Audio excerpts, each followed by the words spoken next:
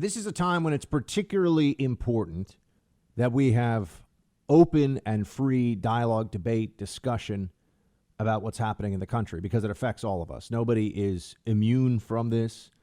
No one is unaffected by it. It is something that we are all very much dragged into, in the middle of, and has a really negative impact on us. The shutdown across the nation, the shutdown of our states, of our businesses, of the economy. This has affected everyone that I know. This has affected me and my business too. This is not a good time, a fun time to be in, particularly media that doesn't have, a legacy corporate entity that owns it, right? I mean, I'm not doing a radio show for a company that is, owned by Disney, or, it's not one of these massive conglomerates along the lines of what you have at some of the big cable news networks. So everyone's affected by this. I mean, everyone is being just because of ad revenue, the lack of demand and everything. And that's just on the economic side. On the psychological side, on the health side. And I might have a chance to talk to you about what we're seeing early stage of this, what we're seeing based on the data in Oregon, mortality data in Oregon, and what that is telling us. It's not what you would think right now based on a lot of the narrative around COVID-19, but we should be hearing from experts. And one thing that has been consistent is that we were told for weeks, do your part to help the frontline medical workers, stay home, shut up, wear a mask. We don't want to hear it. Do your part. That was really the message. I mean, maybe they were a little more gentle with it than that, but that's more or less what it boiled down to. If you want to help us, if you want to help the medical workers, you absolutely have to not be out and trying to be living other parts of your life. You have to stay home. Okay. Well, now we've got doctors who are coming forward who are saying increasingly, no, I don't want to do that. This doctor at St. Barnabas Hospital in the Bronx, which has been hit very badly. Those of you who are familiar with New York City know the Bronx pretty well. It's an area that has had a really high for hospitalizations, a large number of hospitalizations, but also the mortality rate has been high.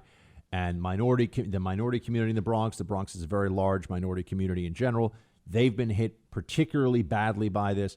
And it's been brutal. It's been terrible. A doctor who's a frontline ER doc in Barnabas Hospital is like, look, here's what's really going on. He wrote this in the New York Post over the weekend. He says there's some terrible stuff happening here, but it is only really affecting the population that we had thought all along was at highest risk.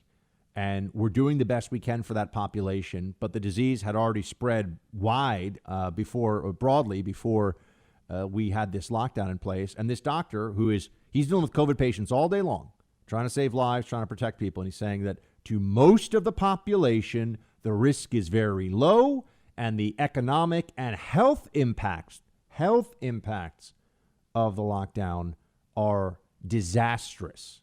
And with each day, get worse and worse and worse. There is no antibody to a bad economy. There is no, okay, we're just going to wait this out for a bad economy, right? That's not possible. So that's where you start to have these doctors who are coming out, and they're very brave because they're really speaking against a medical community consensus. And look, I'm just going to say it. Most doctors in certain fields they tend to be Democrats. Surgeons tend to lean Republican, which I think is very interesting. There are some fields where you have a higher percentage. Surgeons, heart surgeons, brain surgeons tend to be Republican. Psychiatrists, mostly libs. Huge majority of psychiatrists are liberals. But there is a hashtag science consensus that had settled in. Now, when I say it's a consensus, that's a perception. It's not a reality. It doesn't mean that every doc agrees with this. And certainly some of the docs that I've been talking to, probably because some of them are social acquaintances of mine as well. But here in New York, we're dealing with COVID. They haven't agreed with the across-the-board lockdown policy.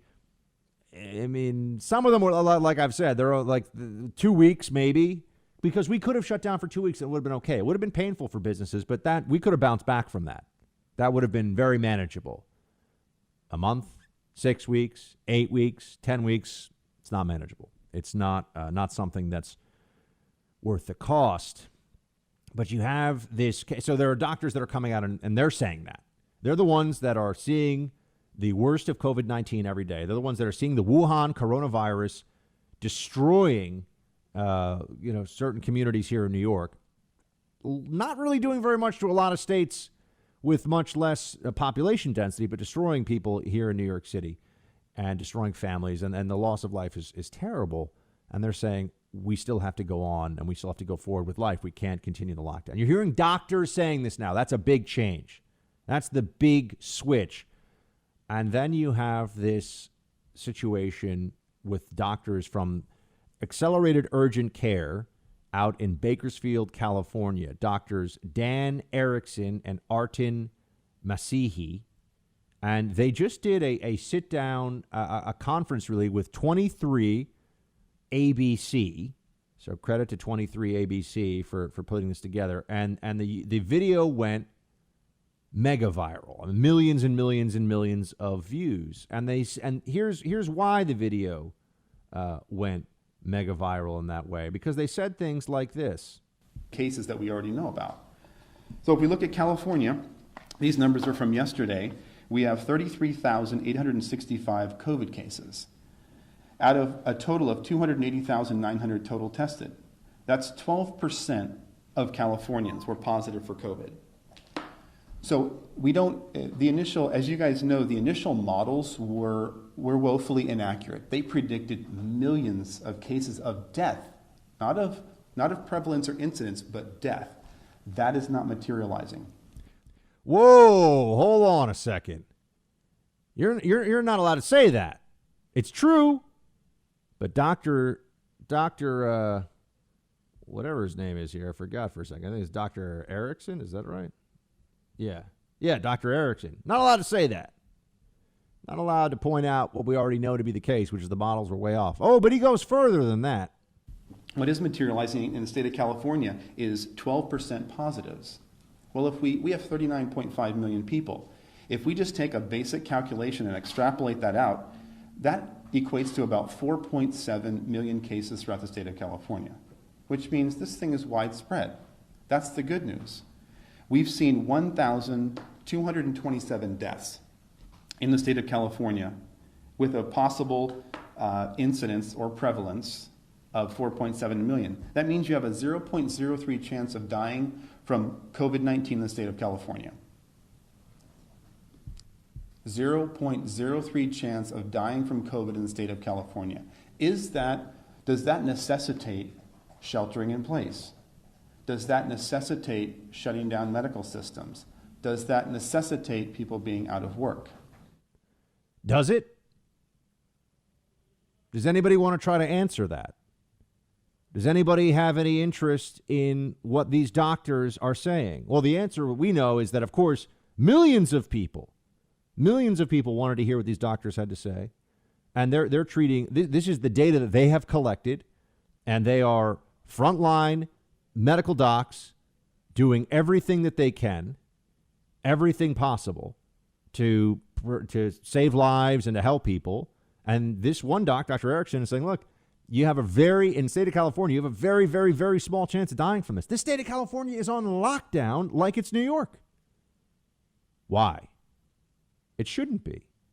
This doesn't make any sense. It's not a good idea. The data doesn't support it. Now, you'd think that this would be very important for people to be able to hear, to see for themselves. You should watch this whole video. It's about 45, 50 minutes long.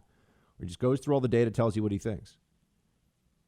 You should be in a position where you can make your own determinations about what their recommendations are and what they're thinking about all of this. But you know what happened?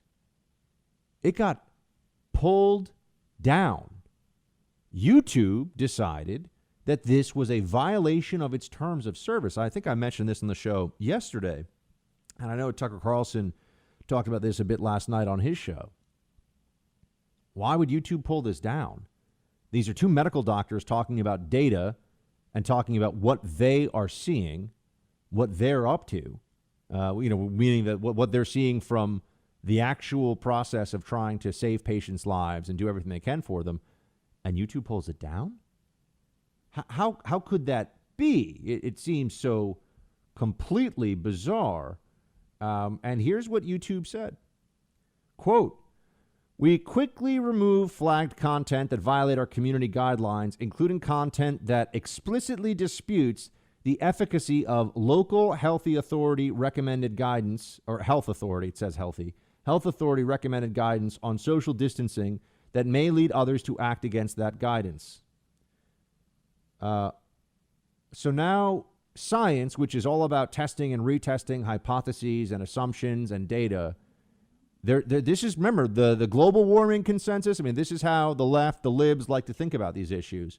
There's a way that you're allowed to talk about it. There's a way you're allowed to think about it. And if you deviate from that, if you even ask questions about it, you're a problem. Do as you're told, peasant. Not allowed to ask any questions. YouTube is going along with this. How could anyone think that this violates community guidelines? You know what violates community guidelines? State governors acting like petty tyrants, telling you that you have to stay inside. Police using sting operations to determine whether or not someone is offering their services as a nail salon person to people behind closed doors to paint their nails and whatever people do at a nail salon. I don't even know. But that to me is a violation, isn't it? Arresting somebody in front of his or her children for being in a public playground when there's basically no risk. We're going to start to say this. There's basically no risk from being in public in the open air if you maintain even a basic normal human distance from people. You know, usually you don't walk out, go to the park, and start nuzzling strangers. So as long as you just maintain some personal boundaries, your risk is effectively zero. That's what the science says.